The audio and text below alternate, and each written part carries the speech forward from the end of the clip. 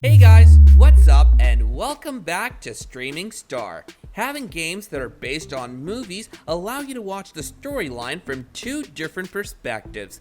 Therefore, you'd see tons of movies being converted into video games and vice versa. Here's a list of the top 7 video games that are also movies. But before we get to that, be sure to subscribe to our channel and hit that bell icon so you're notified of more awesome videos like this in the future. Number 7, Star Wars Episode 1 Racer.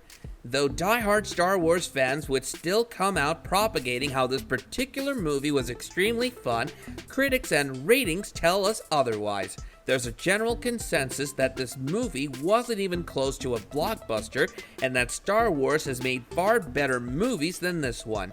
Nevertheless, you had a game made about it and released by LucasArts Games that same year. Now the question is, would the game be better than the movie, or would it be equally disappointing? I wouldn't really say anything on my own, and thus I'll base it off on what the people thought. And the people had already decided about the game when it got the Guinness World Record for Best Sci-Fi Game. The game is based on one specific scene of the movie where baby Anakin is racing in Tatooine. The game is very fun to play. You can boost the speed of your vehicle, but make sure you don't overheat, because then your vehicle would have extra time to cool down, which isn't something you would want. Number 6, The Chronicles of Riddick: Escape from Butcher's Bay. The Chronicles of Riddick had a game made after it, which later got sold as one of the best games Xbox had to offer at all times. The game is said to be 3 times longer than the movie, and with that, the game is also said to be far more appealing and entertaining than the movie. Though the movie itself wasn't really that bad, the game clearly blew everyone's minds when it got released in the same year as the movie.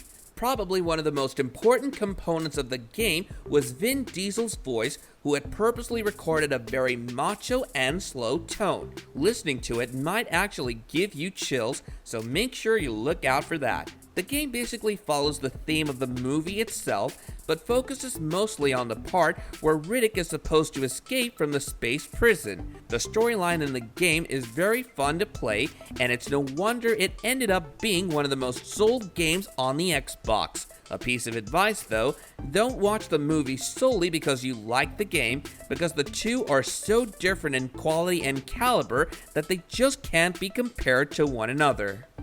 Number 5, Dune 2. If Universal Pictures is paying for a movie, you can surely expect it to be pretty expensive.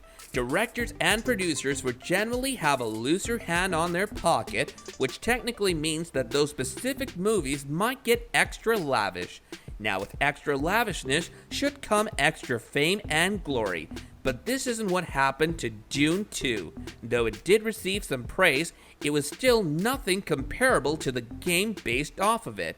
Those who don't like to watch classical movies or just can't bear to watch bad graphics should stay away from the movie and the game. But for a lot of us, it was kind of our childhood staple. Nevertheless, the movie didn't receive much critical acclamation, but when the game was created and released after 8 whole years, everything seemed to have changed for the Dune 2 franchise.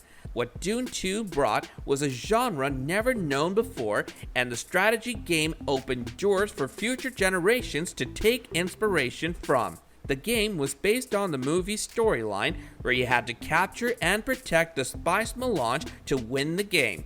This forced the players to make strategy and go to battle with it, which is something you would have seen in a lot of games that followed. One of the successors of this game is the Command & Control franchise, which also got pretty famous. Number 4, X and Sever.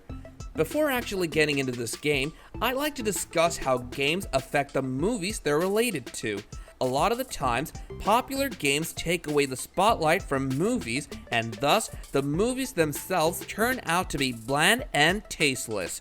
Most of the times, it's not because the movie itself is not worthy, it simply might be due to the fact that the game is better than the movie. This way, many good movies might go south with ratings just because they have better games made about them. On the other hand, there's also a possibility where games might make movies famous, and due to the popularity of either the two, the other thing gets uplifted. You can take the example of The Witcher, which got a well-reputed game to its name, and the Netflix series too got quite a lot of praise. X vs. Sever had problems other than that. The only reason people might even know about the movie was because of the Game Boy game that got released about it. In reality, the game got made prior to the movie's release in 2002, but after several major changes, the makers of the game had to restart their work.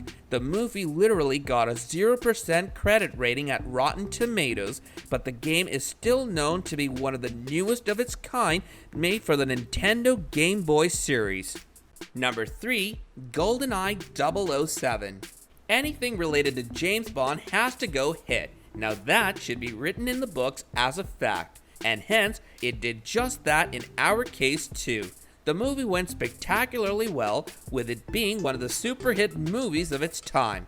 The creators of the game added the number special to James Bond movies 007 after the name of the game, so that everyone who buys it knows what they should expect in the game. The game was termed as revolutionary by many, and thus it opened ways for others to follow. People had other choices to choose from in the combat category, but they went with this one instead. Number 2. King Kong. Now, who doesn't know about the hit movie King Kong, directed by Lord of the Rings' own Peter Jackson himself?